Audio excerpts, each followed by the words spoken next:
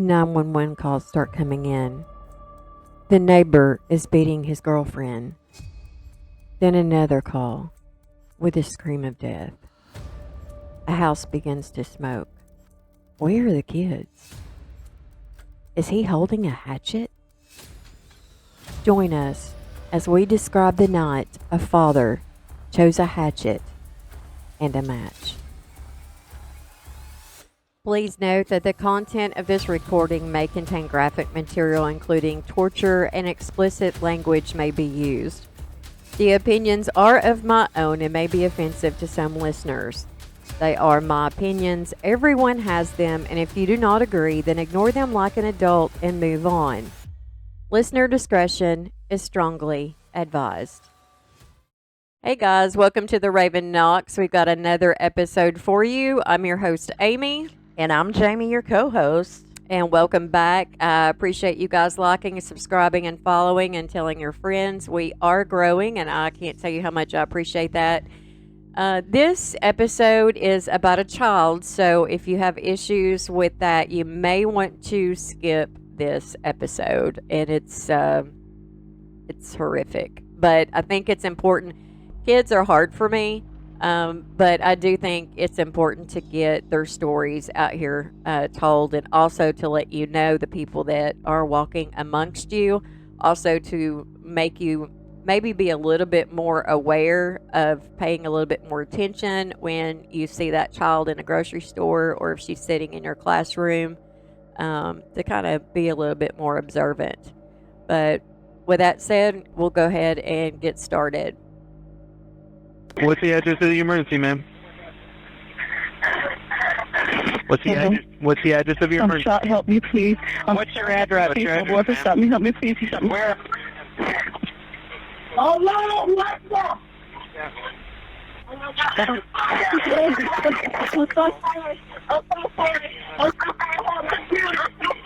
Ma'am, hello, ma'am.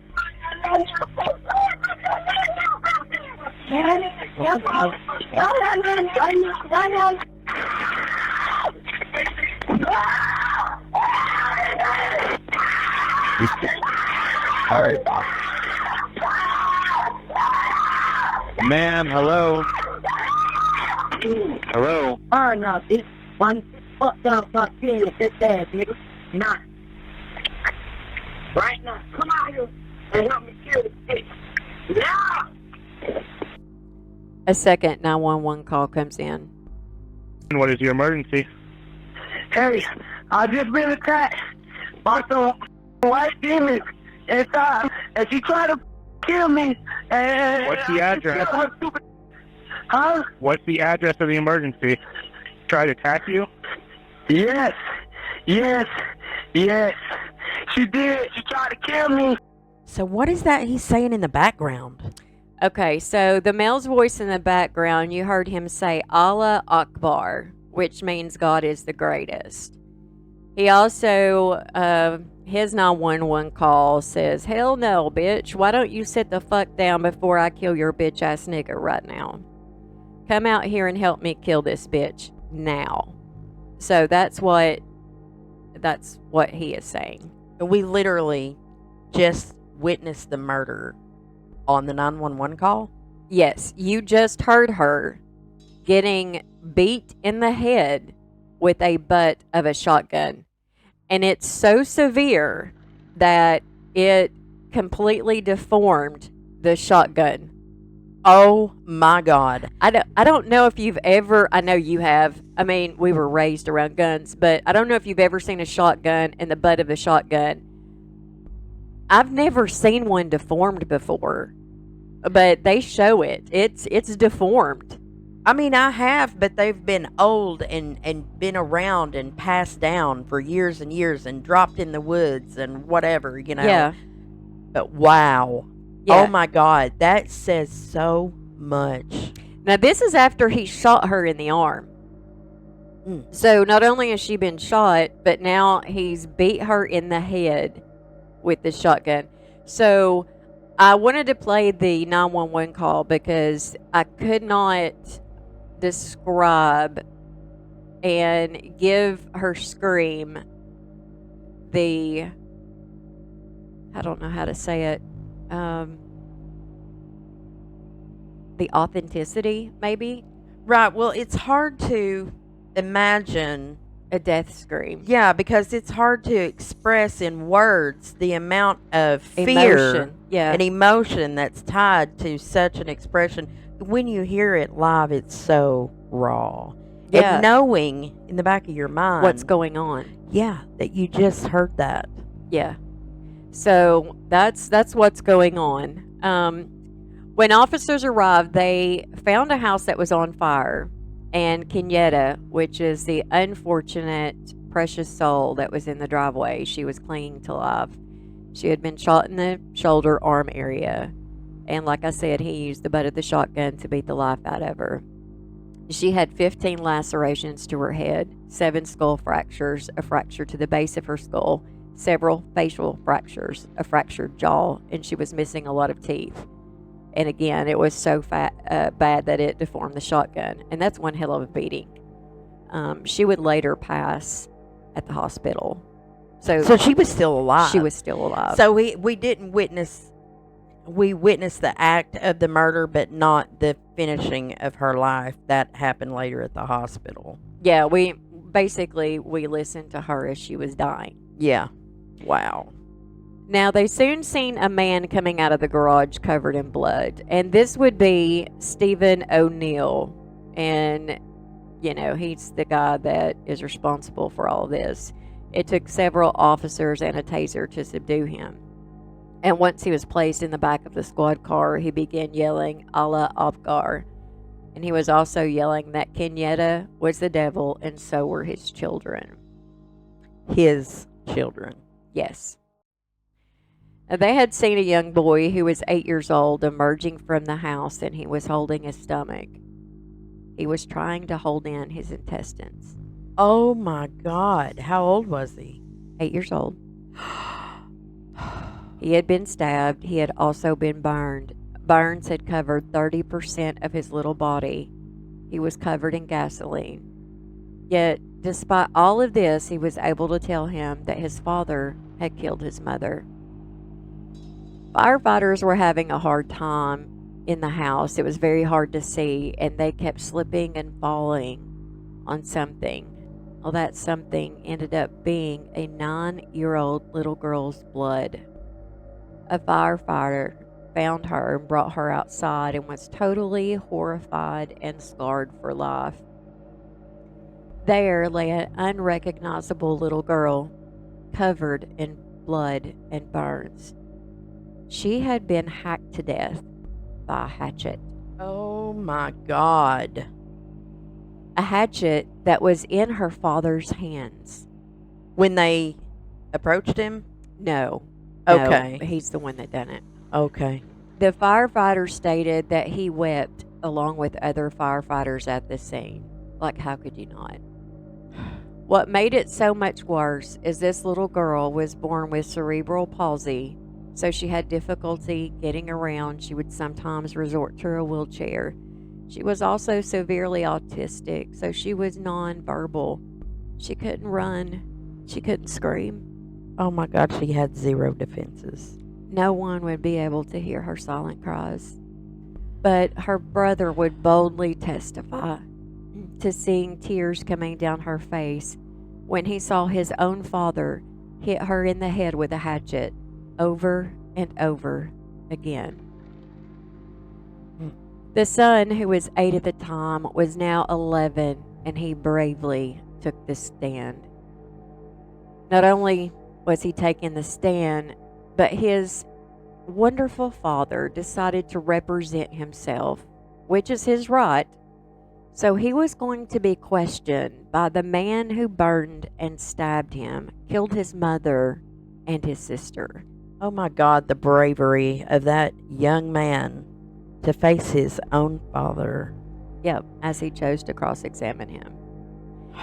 Even though his father was gentle during this, so unlike his dramatic, loud, angry, aggressive opening statements, no matter how gentle you are, don't you think you've put this child through enough? I mean, we all know what you did. Kenyatta herself identified you on the 911 call and told them that you were trying to kill her. So why put him through all this? You know, it's like it's all about you. You know, well, it's really all going to be about you, sir. Now, I'm going to play you just a very, very small portion of his opening statement. And when I say he was loud and dramatic and, you know, aggressive, those are just words. But you're going to hear exactly what I'm talking about. So I'm going to go ahead and play this clip.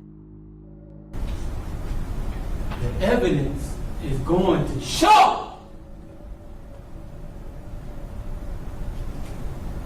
that we are under some of the most vicious,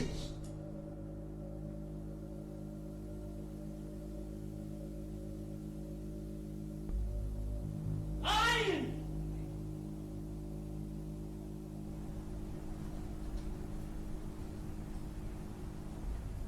fabricating, fictitious government you ever seen.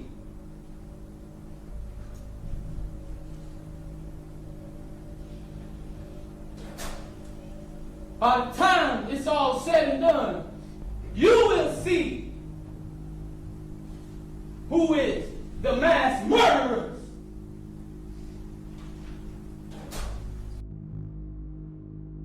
Oh my God, I have never heard such a psychotic sounding human being in my life.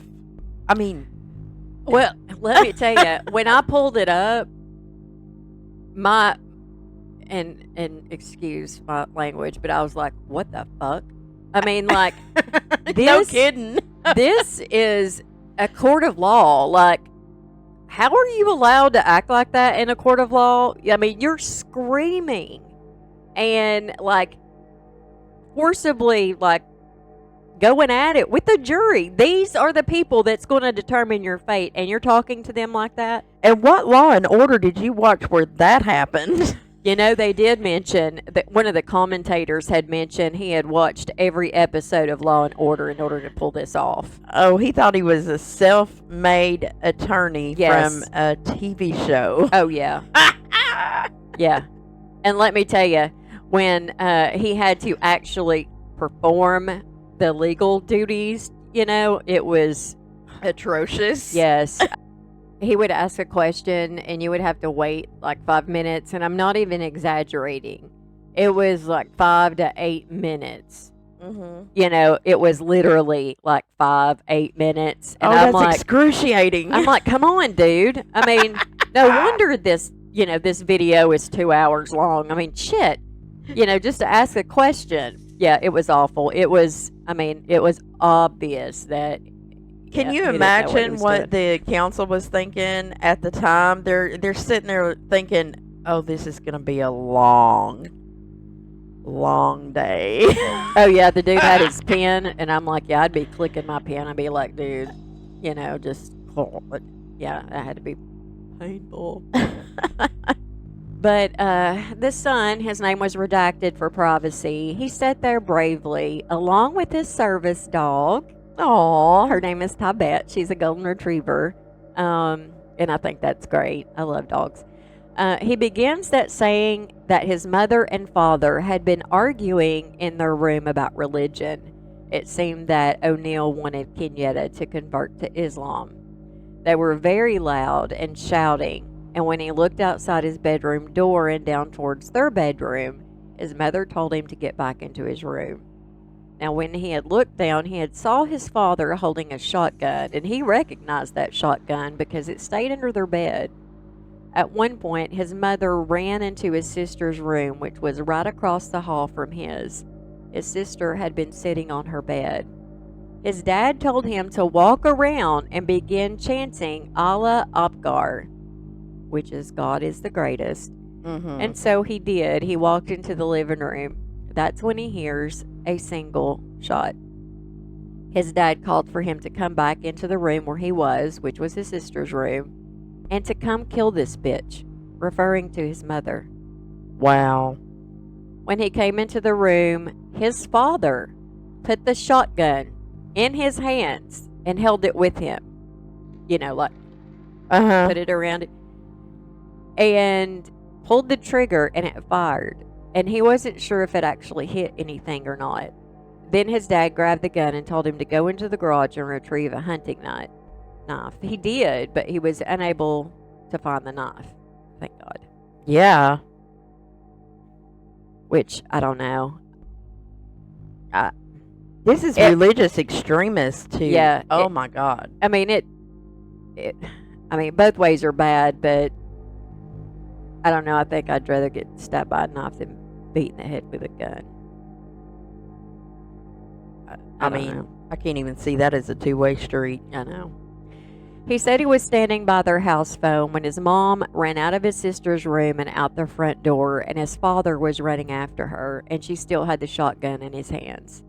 His father wasn't outside for very long when he came back inside. And then his father dragged his sister out from her room by one arm into their bedroom. He watched as he hit his sister in the back of the head with a hatchet. Tears came from her eyes. Then he hit her in the head. He said he watched her eyes roll and blood went everywhere. He hit her in the neck, face, and torso. Once he was finished with the hatchet, he took a can of gasoline and poured it everywhere in that room and on her. He lit a match, dropped it, and the fire went up.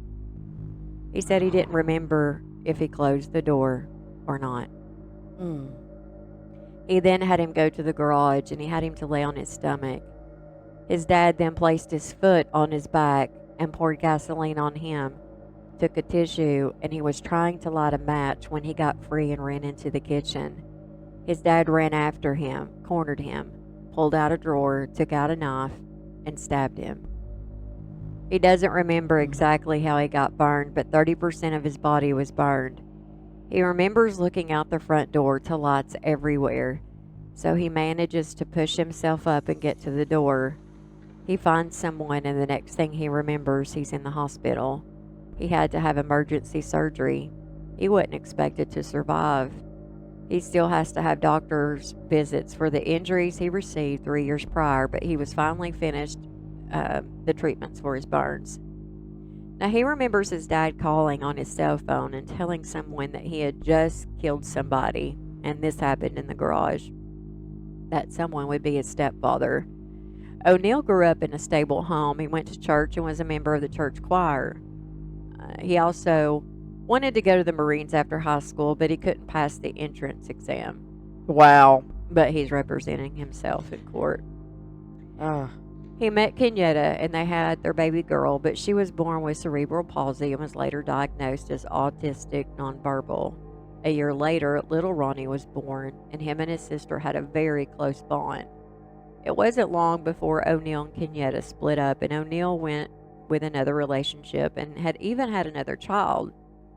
And Kenyatta was getting on with her life. She was working and going to college. She had a nice house for the kids, and everything seemed to be going great until O'Neill was involved in a drive-by shooting and he almost died. Well, no one would allow him to stay with them because they were afraid. But Kenyatta opened her home to him. Wow. Thinking this is my kid's dad, like I can't just let him. Yeah. Whatever. And she had to have thought, at one time I loved him. Mm-hmm. It may not be this way now, but I have a heart for humanity. Right. You can Kind imagine. of tells you what kind of person she is. Yeah.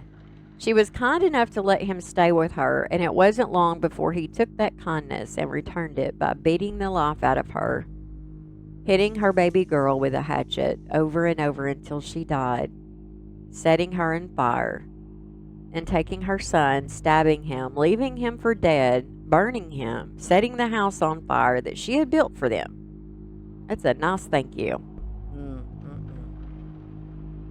Now, as you know, O'Neill was extremely dramatic in his opening statement. He was saying that the police had tampered with evidence because they didn't have enough to convict him, so they had to make it look like they did. And again, I had to do a double take, because I was like, where is your respect? Obviously, he didn't have much of an intellect to start with. The religious extremists like that, they tend to be just all the way on one side, and they haven't done the proper research, Right.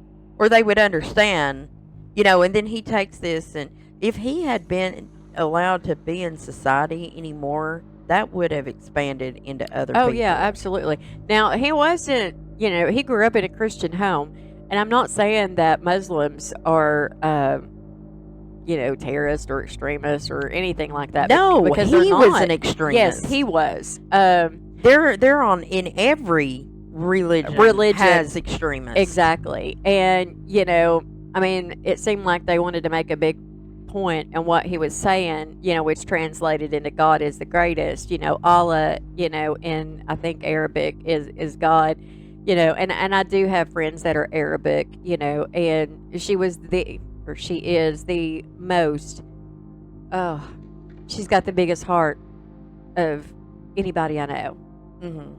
And then we have a guy that runs the falafel house, and Yassin's. Yes, and I tell you, this guy, what makes me sick is he comes over here from another country, and then us Americans damage and destroy his restaurant because he's foreign.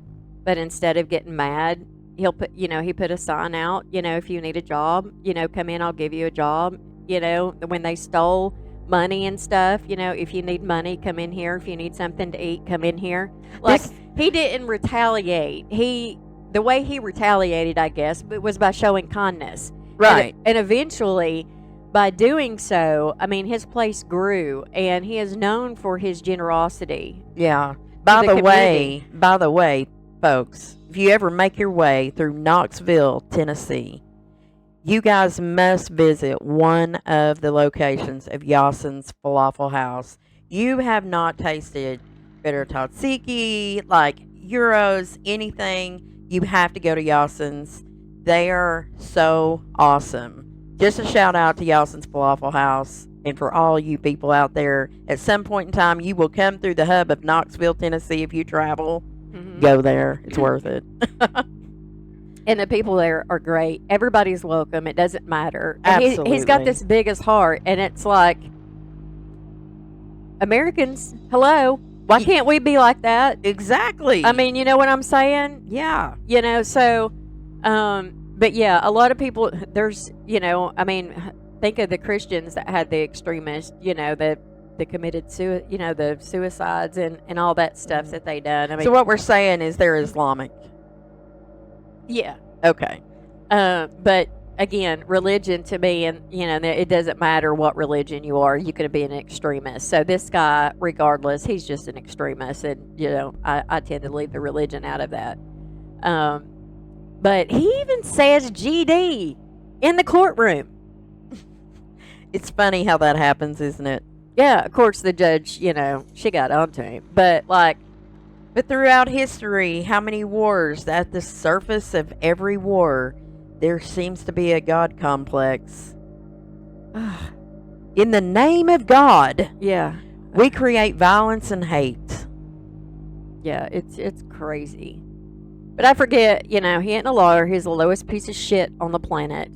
And because the laws are as they are, we have to listen to this piece of shit, to be fair. But to be fair. But how is it fair for the son, the daughter, the mother? They didn't even get a chance to state their case. They have to rely on others to tell us what they think happened.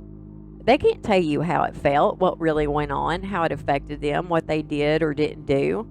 Yet the ones who takes that away gets to spend all the time in the world saying whatever he chooses. He can make up whatever he wants, say good or bad things about the victim. And the victims can't say anything. And we can't say anything because that would make it unfair. Yeah, but yet another reason why we do this podcast. Yeah. The voice to the victim. Yeah. And they say it's unfair. Unfair my ass. The justice system burns my ass. It's so backward. I don't have a law degree. I'm just a simple redneck woman, but I can see, it's just unfair. Disclaimer, It's not so redneck that we leave the lights on the front porch after Christmas. True, I don't even have Christmas lights. But I grew up and our Christmas lights stayed on all year long. Well, So O'Neill was very angry that he was not allowed to hold the prosecution's piece of evidence, which was the deformed shotgun. Just good. I wonder if he wanted to relive that moment of power that he had when he took the lives of his family. probably. This seems to be an MO of perpetrators, as we've learned. One positive thing come of this case, an officer that responded to the call was only there to secure the scene, but he stayed with the child, a child that he had never met until that day. And when a social worker asked if he knew anyone that would be willing to adopt this little boy, him and his wife said that they would.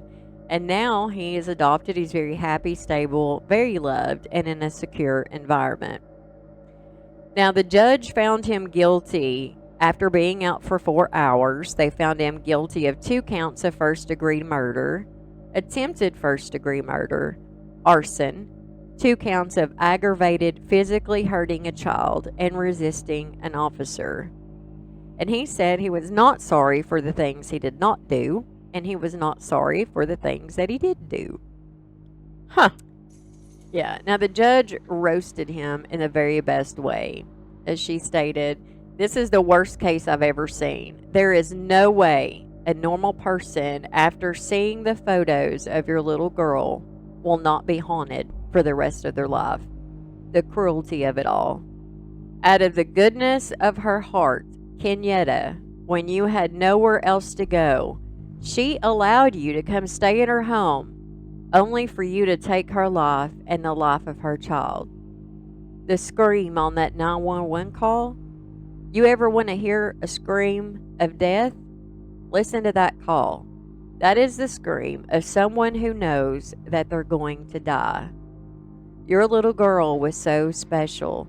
You could tell that Kenyatta had done everything she could to create a beautiful home for her family. I noticed that your little girl's room, before you set it on fire, could tell that she tried so hard to make her feel like a princess.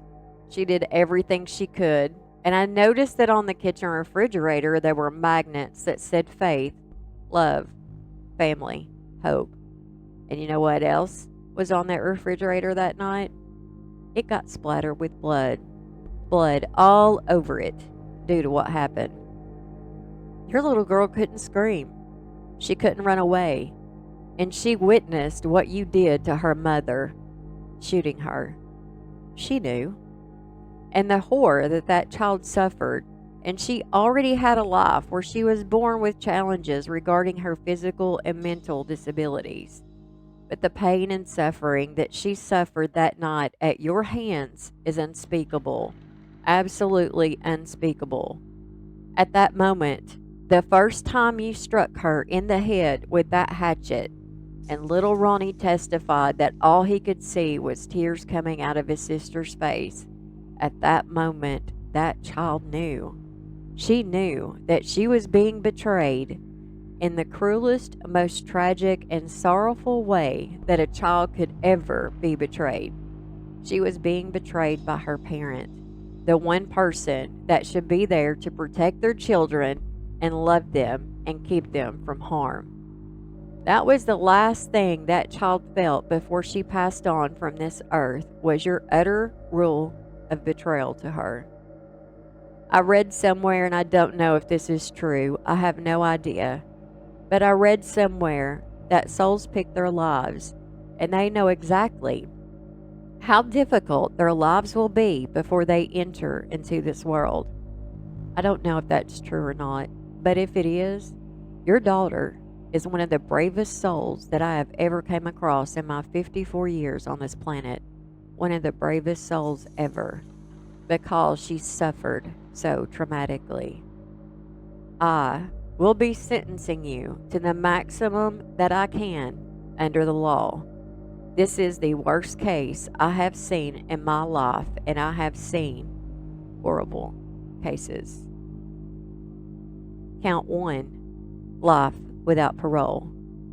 Count 2, life without parole, consecutive to count 1. Count 3, life without parole, consecutive to count 1 and count 2. Count 4, 30 years consecutive to counts 1, 2, and 3. Count 5, 30 years consecutive to count 1, 2, 3, and 4. Count 6, 30 years consecutive to count 1, 2, 3, 4, and 5. Count 7, time served. During this roasting, he moved back and forth, couldn't be still, and was making a noise. I was waiting on him to blow up and make a scene, but he didn't. This story is horrid, and I hope he rots in prison. I mean, I hope he has nightmares every single night, and it tortures his mind every single day until the day that he dies. Well, if he lacks empathy, that's unlikely. I know. But we can hope that that's the case, and that in some way that justice will be served by torture of his mind, knowing that he has to stay alive with that torture every single day. The truth is, he was the biggest coward in this story. And not only that, I mean, if I have to take comfort in the fact that I know that if they don't get justice here, they're going to get justice later. Yeah. So what happened to the little man? So the little man, he got adopted by the police officer, and he is doing great. That is awesome. What a story. Yeah. So I am so proud of this boy, because the bravery, and when he was on that stand, you couldn't see him, but you could hear him. His voice wasn't shaking. He answered yes and no to his questions. He gave his testimony as to what happened, and he was unshakable. Like, you could feel his strength, and that young man is probably going to grow up and do some of the biggest things. I hope so. I hope that he just creates a legacy that is unmatched in the name of his mother and his sister and his story, and that it serves to protect a group of innocent people in the future. I hope so. I mean, we see a lot of people. Well, I mean, we see some that grow up that's been abused and become abusers, which I don't understand. I think that, I was abused as a child in a way, and I would never, ever do that to my child, because I know how that feels. So I really have an issue understanding how an abused child grows up to be an abuser, that it's hard for me to wrap my head around.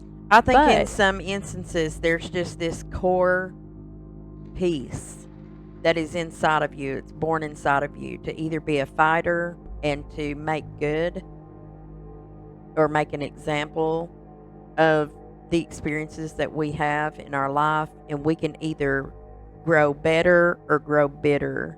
And that is something that you could possibly be born with.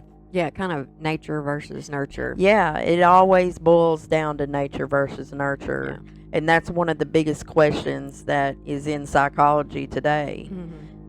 And that's a thing. I mean, this happens at, when he's 8 years old. That is a crucial time for a child. Absolutely. Especially, because the part of the brain, I think it's like the frontal frontal lobe, cortex. Yeah, is developing. Cortex. Yeah. And so that's a very pivotal time for a child.